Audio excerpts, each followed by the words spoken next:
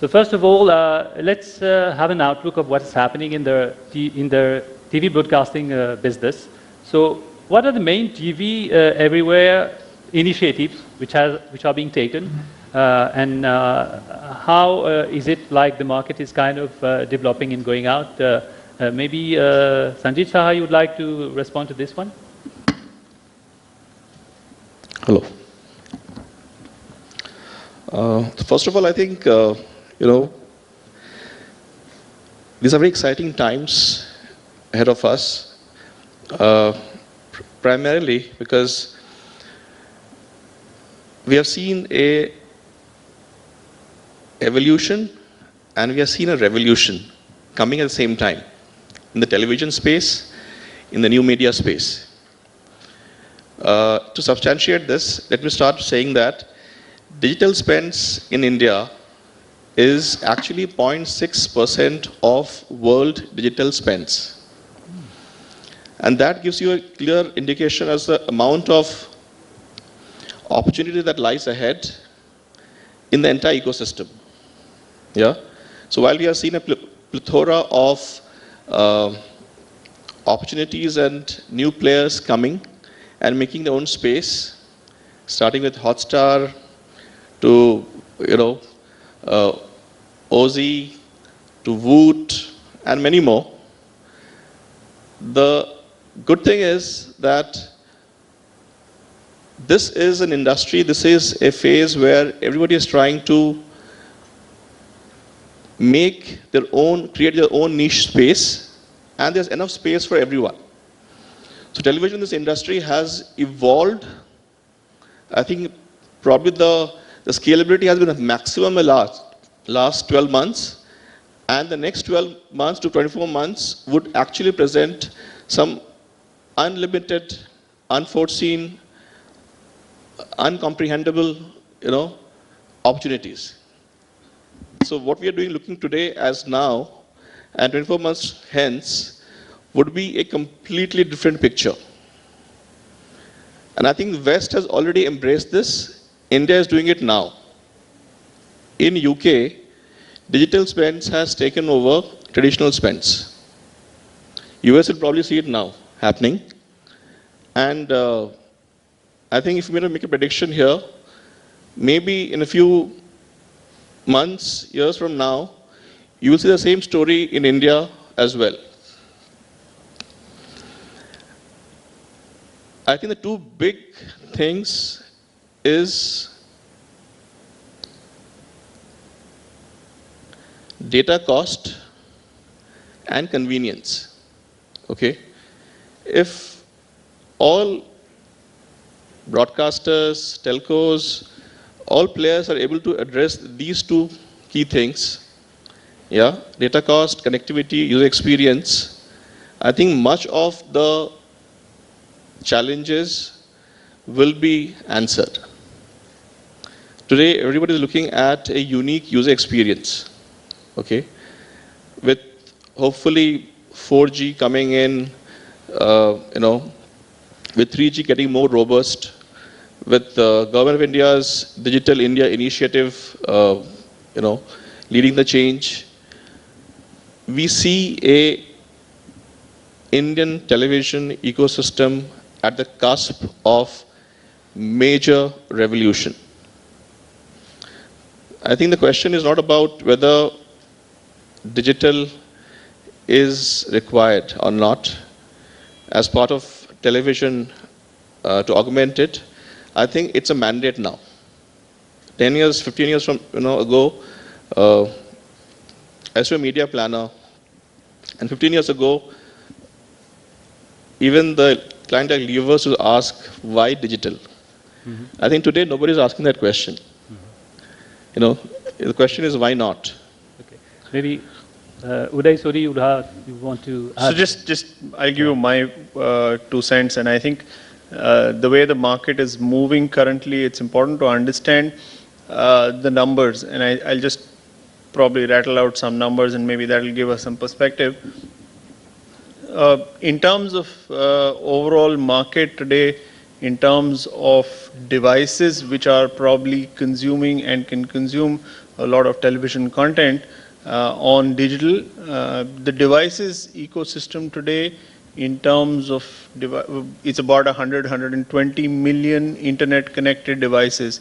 So if you're looking at about 120 million, 140 million, depending on which report you're looking at, that's the size of the market. If you look at the television market, there are probably 160 million homes where there is television today. So if you're comparing 100 million internet connected phones and 160 odd million or 100 million phones in the people's hand which are internet connected and 160 million television sets, we are almost there. If you hear what people in the business are saying, I think we are adding about 40 to 50 million more internet connected devices every year, which means in a year and a half, we would have more than 200 million internet connected devices, which makes us a significantly large market for consumption. The consumption, when it moves from 100 million devices to 200 million devices, is not going to be linear. The impact of that is more than 2x. The impact on that is going to be significantly larger. Let me put another view on this whole thing. The ecosystem of digital video consumption and therefore television content being consumed on digital has 4 key pillars on which the whole ecosystem would develop. One of the largest pieces in that ecosystem is devices, and I've given you some numbers on the devices. The second large pillar in this is bandwidth. And we are seeing humongous investments in the bandwidth space, movement from 2G to 3G, 3G to now 4G, and 4G with fiber coming to home now looks like a possibility in this country. So I think if this movement happens over the next 18 to 24 months, bandwidth is something that will open up significantly in India. The next big pillar which needs to get resolved, and I think which will help the overall ecosystem in the digital video space, is the payment ecosystem. And I think that is a huge challenge in this country. We still don't have a frictionless payment system in this country. There are multiple payment systems, but we don't have subscription-linked payment systems as yet. And I think that problem will get addressed once we have enough digital wallets and consumers becoming comfortable with digital wallets. So I think there is a discomfort in using credit cards in this country. Hopefully with payment options and a lot of these taxi services, putting wallets and a lot of other services getting into wallets, that might get resolved. The big fourth piece is content. And I think content, a lot of us are getting into it, and we are trying to resolve that part with digitizing a lot of this content and content being created for digital, like what we are doing in Sony Live. We are creating a lot of content for digital. Sure. So I think a lot of these pieces, these 4 pieces, once they start getting resolved, the number going up to 2x in terms of is going to have a multiplier effect and not a linear effect. And that will then open up a lot of business opportunities for people in this room. Okay. So, Rahul Sood, maybe in this environment, when which should be the focus in terms of content production strategies? As I think Uday said, we obviously need to look at customized content solutions for, digital devices. I mean, what works on TV is not necessarily going to work there. I think all of us in the news business especially know that amongst the largest genres which is consumed online is really been sports highlights, news clips, whether they get forwarded on a WhatsApp video or on a Facebook video. So I think it's, with attention spans being what they are, you've obviously got to look at shorter, snazzier versions of what the headlines really are, and customize your content across, devices for that. Okay. And I think that's really going to be the key focus for content providers. You can't come in with a television mindset and think it's going to work online. Okay. That's, I think, really the key focus area for any good content provider. Okay. So maybe this question is to Uday Sodhi and as well to Sanjeet Shah. Regarding the strategy behind like a TV broadcaster providing, who is actually content creator as well, actually providing an OTT platform. So basically, for having access to channels, we need a subscription. But for the OTT, probably those who actually have it free, they can access the content freely. So what is the strategy behind like having contents which are accessible through subscription and then having through a small fee? I think that's the next. Yeah, the I think. heading, Yeah, I think we're all trying to understand, what works best. Yeah. And honestly, I think no one has the right answer. I wish it was that simple. Obviously, for a broadcaster, a content aggregator like us, we already have a plethora of hours of content in our library across host of channels. But what's really working, I think, if you look around, it's just not just content curation at your end, what you have, but also a lot of original formats. You know,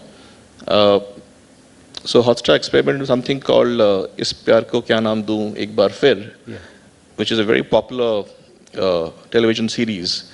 And that really picked up across the globe, not just in India.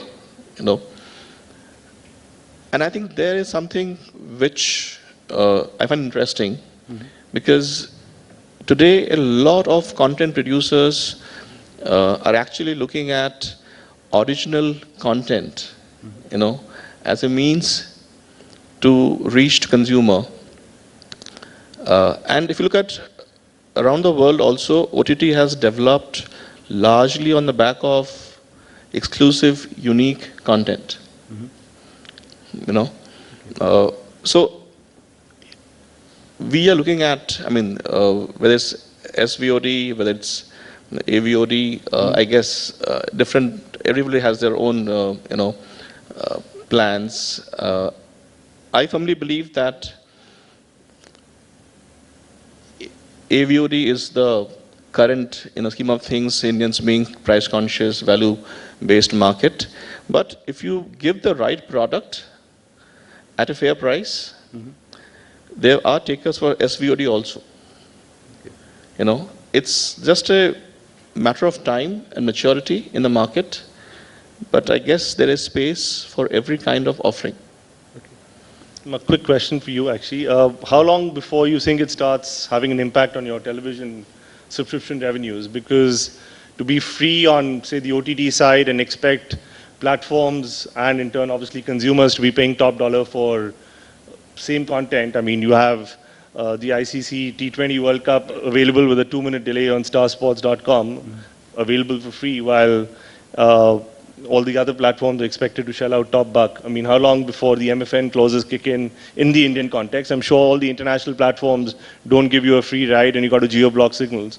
So how long before the cookie crumbles on that? No, as I said, I think no one has a right answer. There's a lot of deliberations, discussions, I guess. So, if you look at the ecosystem right now, we all know that subscription-based mechanics is not the answer.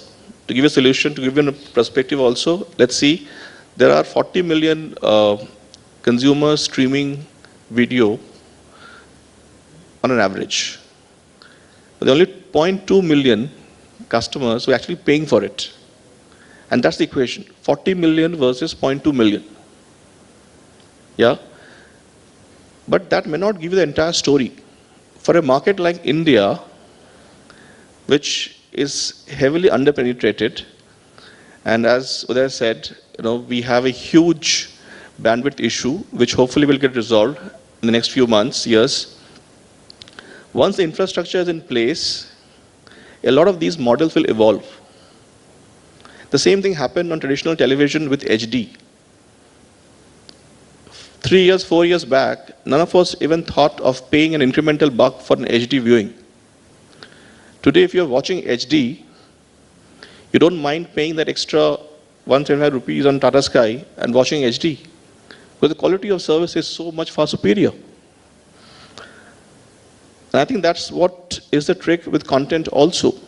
If you get exclusive content, if you get content which people are really premium content, people are willing to pay for, there is probably a SVOD model also that can coexist. I think we'll have to, live to Yeah. see that. So in this environment, how important to that? So let should me be? Yeah, try and please. defend my friend Yeah. Sanjeet here. Please. So I think there is the ecosystem today is an evolving ecosystem. I don't think this is the definitive business model for any company, or this is the ultimate business model for any company. If you look at international models and you look at international equivalents today, you have different models operating there. You've got an Apple ecosystem which operates on transactional VOD, which is per viewership, per pay-per-view. You've got a Netflix ecosystem which operates on an SVOD kind of an ecosystem.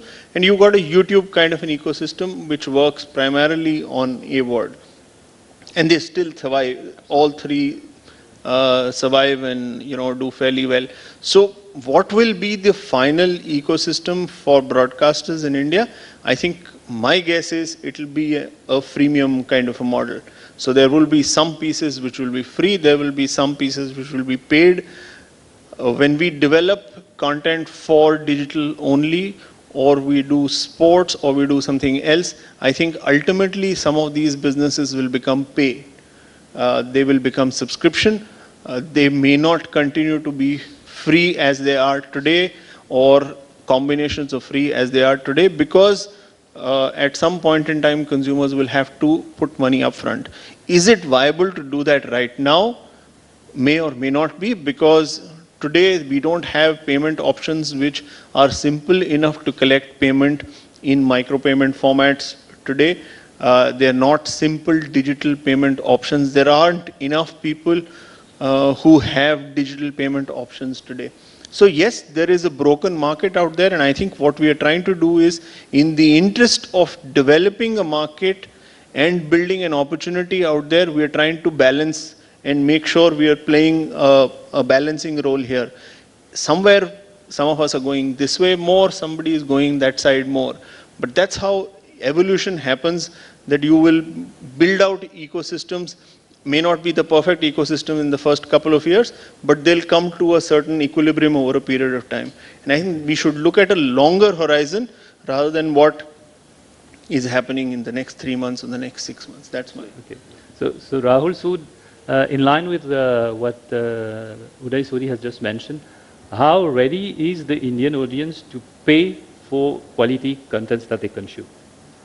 See, the way I look at it, I think if we do push the envelope, I think actually I think there are multiple Indias within India, I mean, there is a certain segment of India which is obviously ready, which is ready for a Netflix and an Uber and an Ola, which are using payment gateways to pay through a digital wallet in whichever form. I think as OTT providers, we should at least start by tapping into that market. I think the best thing that has happened to this country is Netflix coming in at that particular price point. At least it sets the benchmark for all of us and tells us on the television side how undervalued content has been in this country.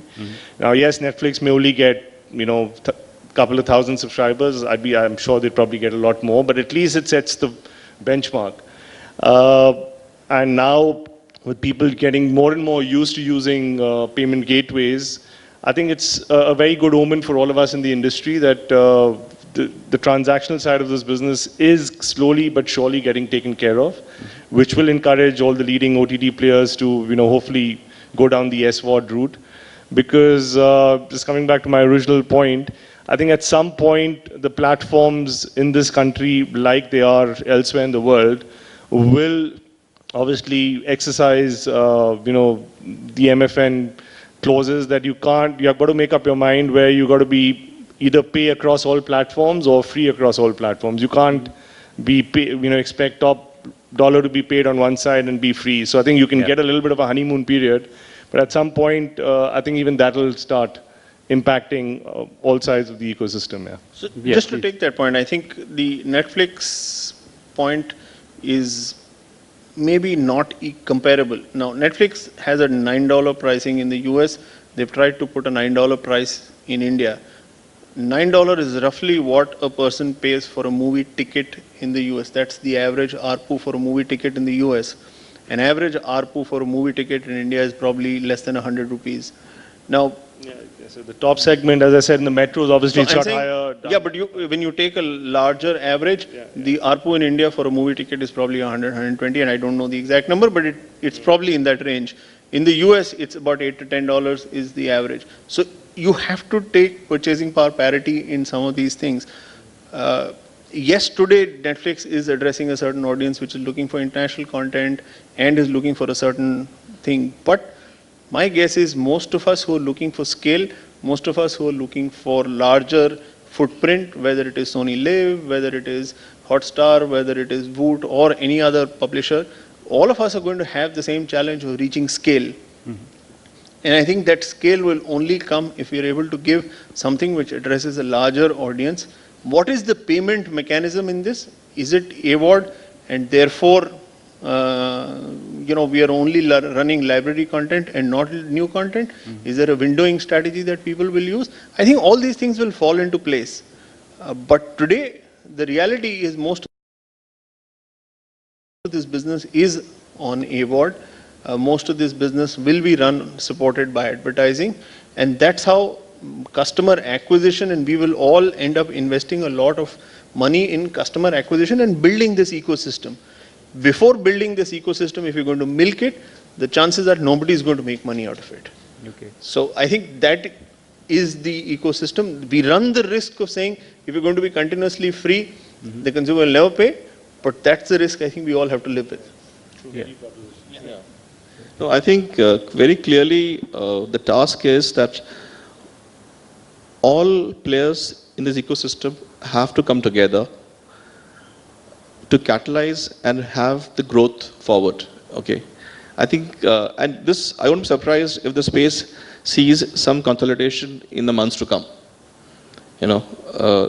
Probably it's inevitable, might happen. Also, building on what Uday said, Netflix, the US market is very different from India market. In US, on cable or DTH, the average ARPU somebody is paying, consumer is paying, is close to $60 to $100. Comparably to that, your Netflix is $9. In India, the average consumer is paying $4 for a cable or a DTH, basic pack subscription. And you are putting the same price for Netflix. The markets are so different, the pricing patterns are different. Consumer is a value-based consumer. So while personally I would love to see Netflix, garnering good numbers, sustaining the growth, but we all know that is not going to happen in a short run. Yeah. Yeah. Having said that, another small statistics, smartphone penetration in this country is actually growing disproportionately higher in tier 3 and tier 2 cities and not the metros. So as Rahul said, there is many India within India. So anyway, the biggest challenge probably for Netflix is to be able to having driving contents like cricket or like all the contents for which Indian audience is crazy about, but which is so probably absent as at now from their content offering. Right. I think content diversity will drive a lot of subscriptions also. So we'll have to wait and see how the ecosystem evolves.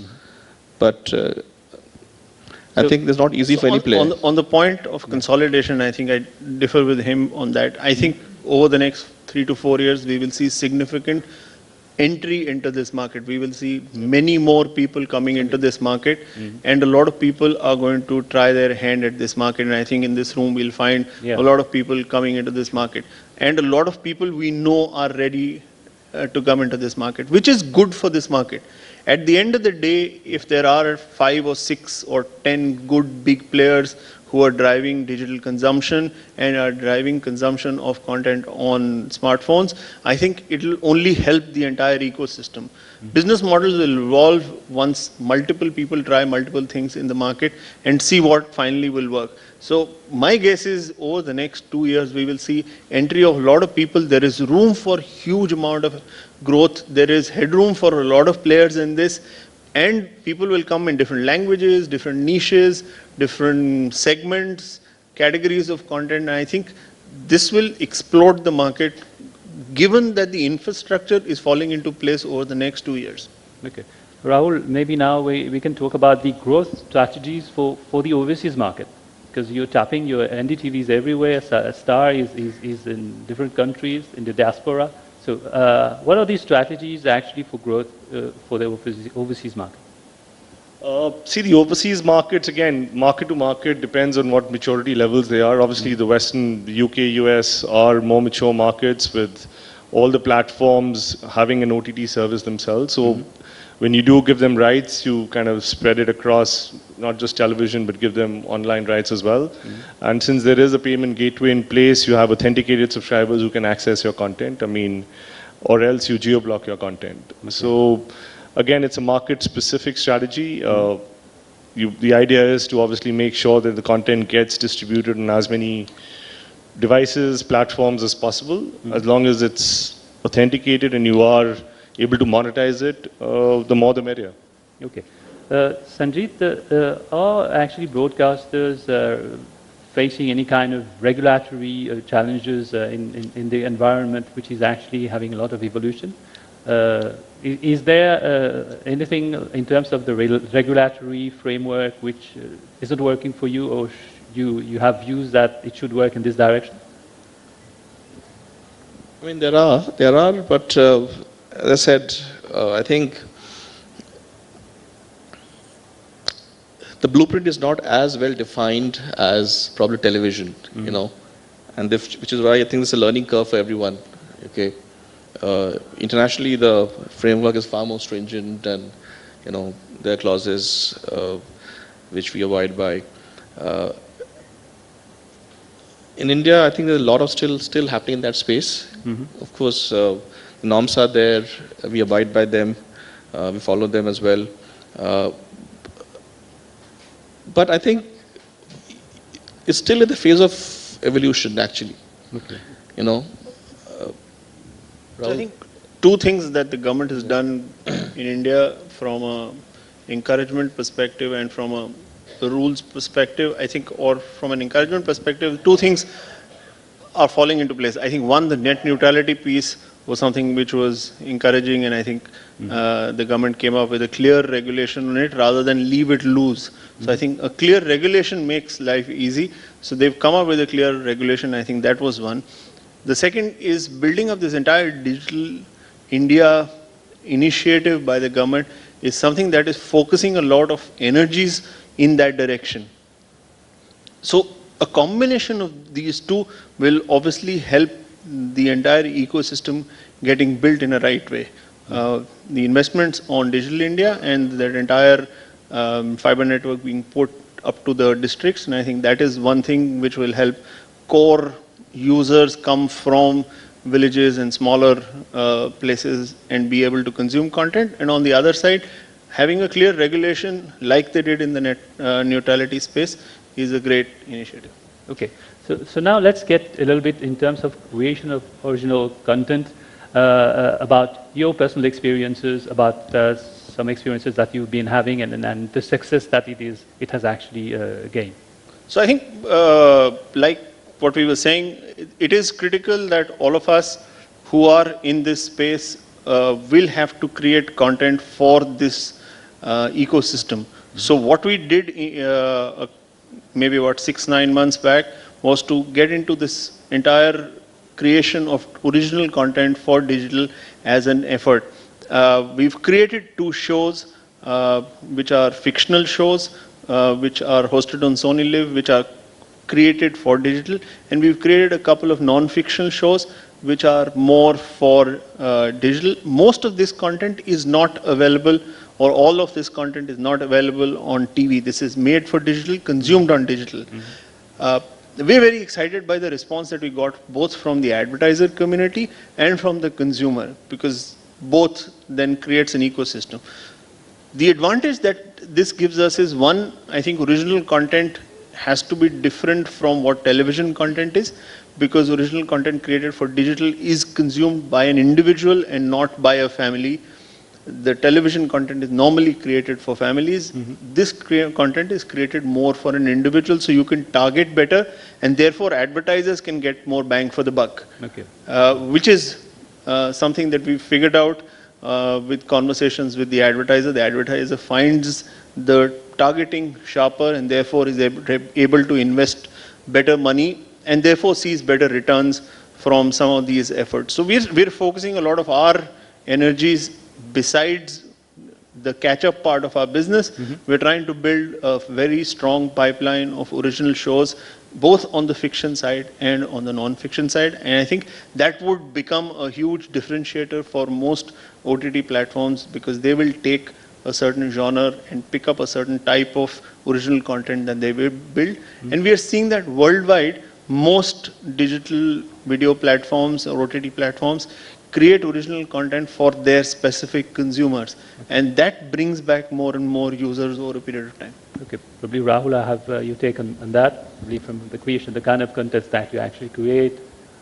No, actually, I think depending again on the genre you're in, I think Uday has captured it very well. There's obviously customization of content which has to happen in the online space, and again, depending on what genre the programming is in. I mean, obviously, sports gets highlights and packaged in 2 minutes. Similarly, news, you get away and just make it into a tighter, sharper, edgier kind of a format, because obviously online, unless you're watching a full show, the shorter versions need to capture attention in a very short, quick span of time. So I think that's how you've got to just make sure that you kind of deliver the content in. Okay. So Sanjeev, maybe you'll add up something on that? I think Rahul and Uday both have verbalized it very well. Okay. So maybe now, given that we're speaking about OTT, those who are already in OTT, well, are broadcasters also looking eventually at some kind of partnership with OTT players? Or is it that basically like Star, like Sony, it's good to have your own OTT?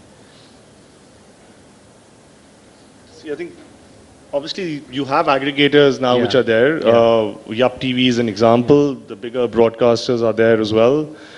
Existing platforms, whether it's a Tata Sky or Hathway has announced that they'd be launching an OTT platform. So it just now is going to be, I think the gold rush and a land grab scenario is going to be there. I think you're going to get from pure content providers, production houses, to broadcasters, to MSOs, to DTH providers, to telcos.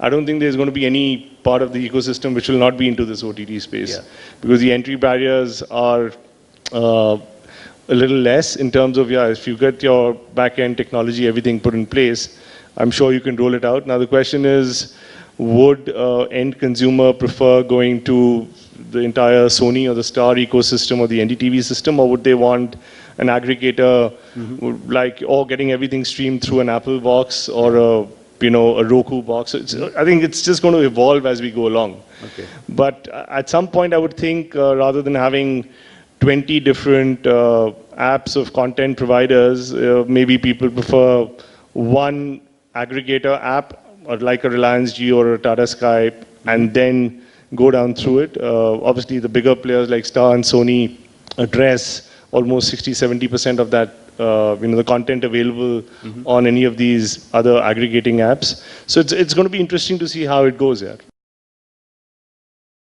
Okay. Okay. So I think it's going to be a mix. Some of our content, which could be old library content, finds its way to partners. Some of us have film catalogs, which might find its way to third-party platforms. So I think it'll be a mix and match for all of us.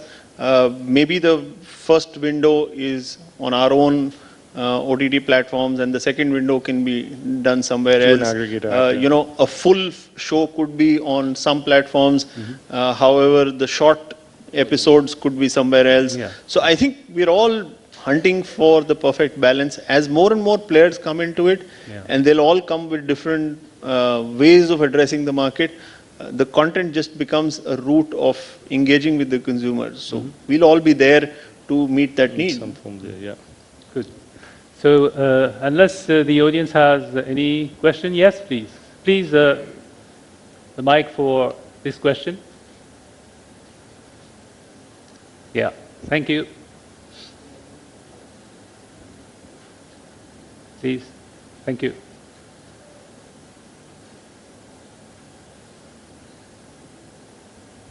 Thank you.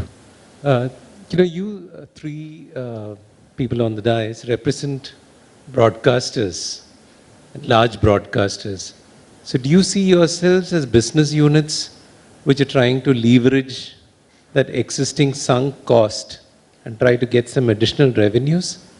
Or is it that some part of that costs are also passed on to you and you've got to make your own future in revenues? So you've got sporting rights, you've got movie rights and all of that. So is the broadcaster saying, okay, fine, we've got all this, now please go out there and make some more money out of it? Or is it that you're trying to create a different business model with a P&L of your own? I think most people will create a different business model. Most people in some form will create a business model. It's not, because even if you have to get additional rights, you have to pay extra. So it could be marginal today, but you have to pay extra. So I think as a business, some of it is part of a larger ecosystem, so you're getting it as part of it, but over a period of time, you will have to build it as a business. So that is, I would imagine most people will have to do it like that.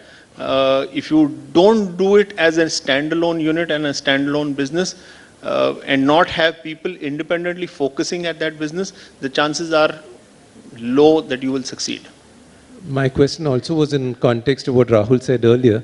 There could be conflicts between the two turfs emerging, pay versus free, ad versus subscribe, all of that. So as you go into two different business models, those conflicts will also come in. Absolutely, but I think everybody today realizes that these are evolving businesses and not definitively ultimate business models.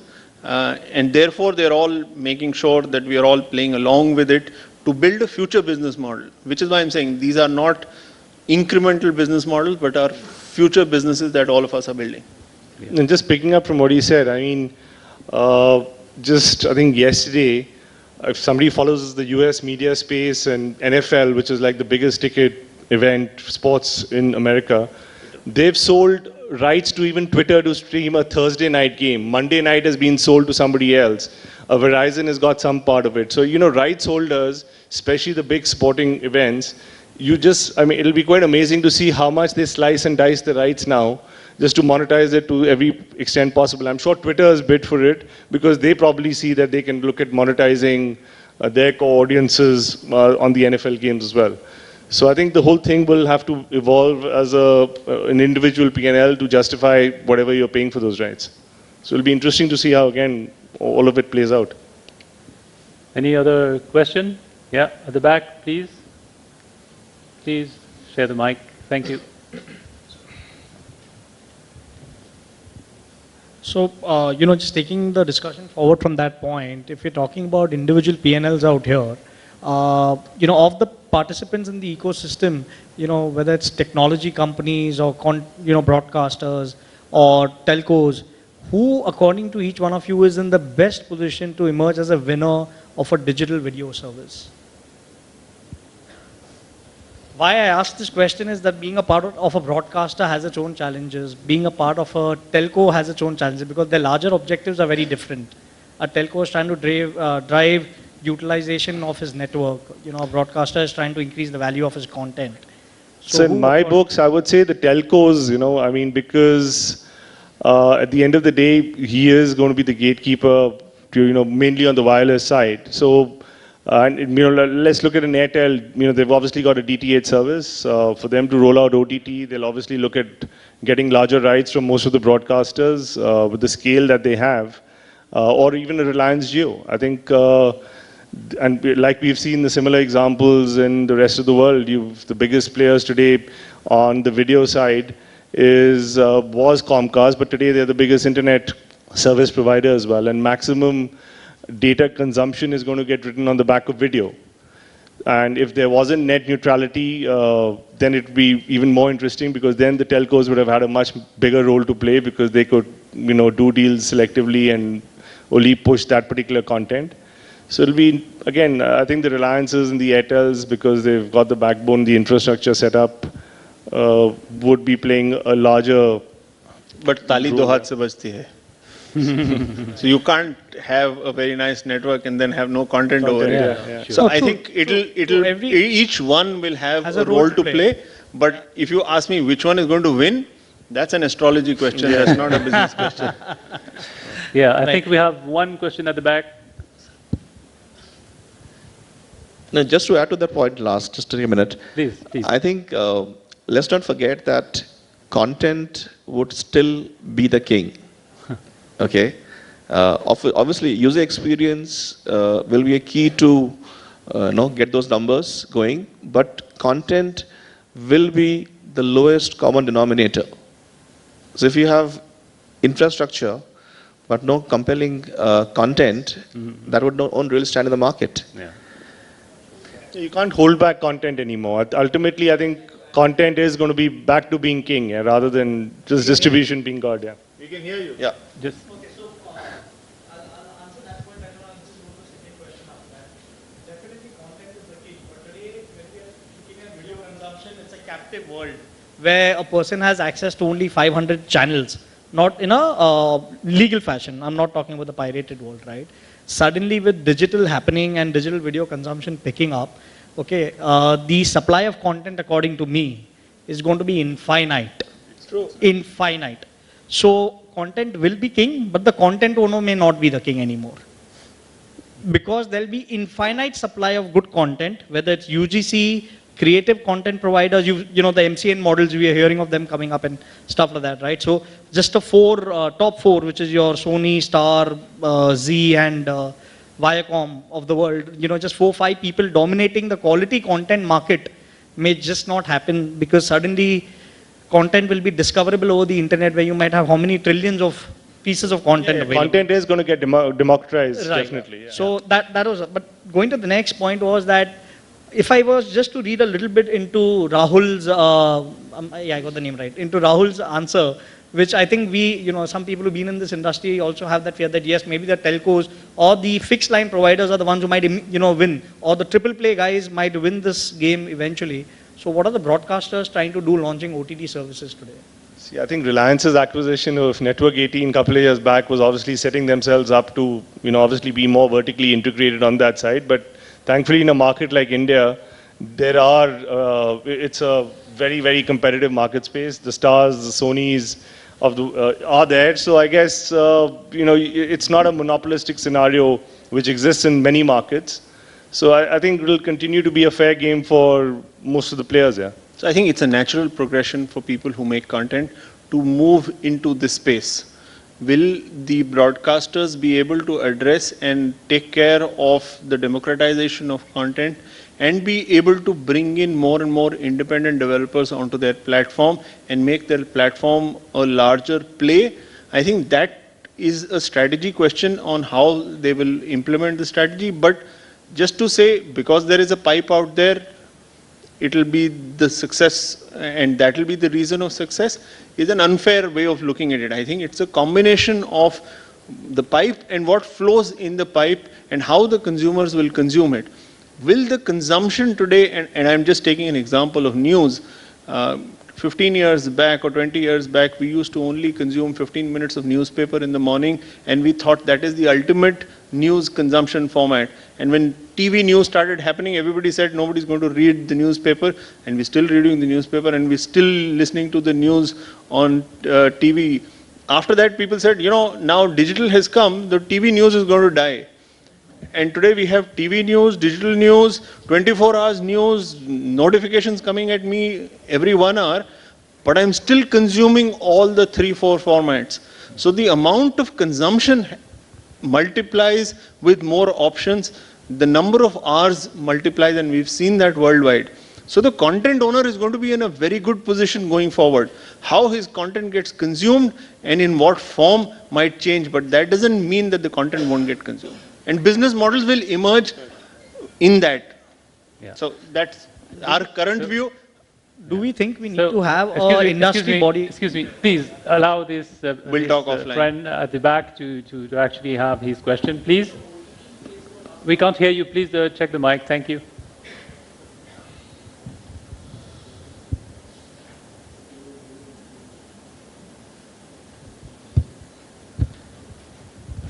I have been in the OTT space for the last 5 years and I've worked with 3 aggregators from the product level till the launch of the product. Okay, I want to understand what you guys think that consolidation is the way forward for the companies, because as a consumer, how many apps you can keep in your phone to consume the different kind of content from each and every player? I don't know if you heard. Please, could you repeat your question because the sound wasn't very good. So please repeat your question. Thank you. I have been in the OTT space for last 5 years, worked with 3 different players who have been in the aggregator space. I want to understand is the consolidation is the way forward for the players who are launching, like you guys mentioned that there's multiple players will be launching multiple platforms. So is consolidation is the way forward, because as a consumer you can't keep multiple apps on your phone to consume different content of a different platforms. So my view on this is we will see significant fragmentation before consolidation. Okay. So we will see a phase of multiple people coming into it, and then we will see a phase of consolidation. Apps being, how many apps being on a phone, or how many mobile web browsers, or will web browsers be the default way of consuming content, is something that we will see how it works out. That's an execution issue and not a constraint. Phones in the next 1 year are going to have more RAM and more storage than we've ever thought of. In 2 years, they'll have something that we've never thought of. So I think a lot of these things are pieces of the puzzle which are short-term in nature, that currently there is a constraint, but these constraints will disappear as more and more consumer requirement comes for apps. As that happens, we will see these constraints disappear. However, it's not constrained that the consumer should come to us only through apps.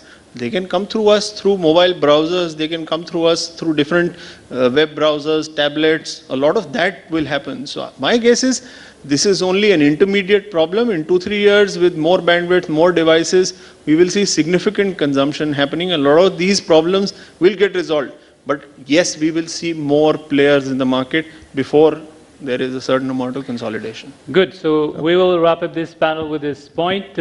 Thank you, gentlemen, for your participation, for sharing your views with us.